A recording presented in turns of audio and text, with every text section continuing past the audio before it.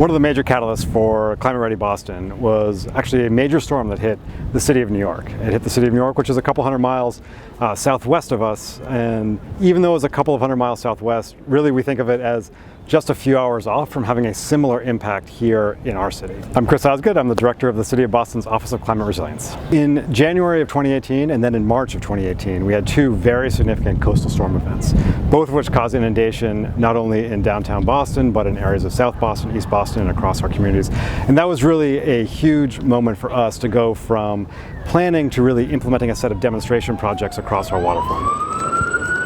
I'm Kat McCandless. I'm a Senior Climate Resilience Project Manager with the City of Boston's Office of Climate Resilience, and I mostly work on coastal resilience projects. The core of coastal resilience work in the city and really everywhere is to really elevate the existing ground plane above the base flood elevation to prevent flooding in the future from overtopping these spaces. So the park in the North End is really noteworthy because it elevated the existing seawall and placed publicly accessible walkways on top of that elevated seawall. And in addition to that, to integrate additional flood protection into the public realm, the project installed a series of benches that mask a seawall that is above ground so that when it's flooding, that's an extra layer of redundancy to keep water out of the park.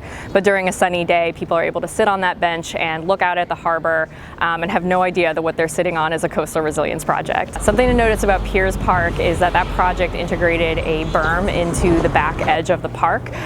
So when you're walking around through the pathways in the park, you may not notice that the adjustment in elevation is masking a berm that is intentionally designed to keep waters out of the neighborhood behind the park.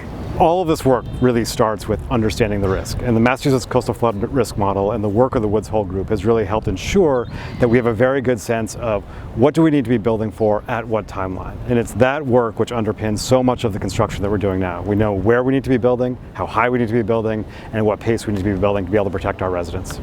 So in all of our projects, we are looking to achieve three different objectives.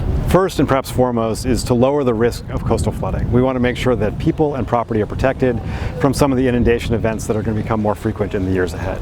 But we also want to make sure that those parks are beautiful, wonderful places to be when there aren't storms. We want to make sure that they are accessible and inviting. So we want to make sure that we are reducing risk and that we are increasing access and improving the public realm, as well as importantly actually continuing to contribute to the quality of the harbor itself, improving the ecology of this place that we all love.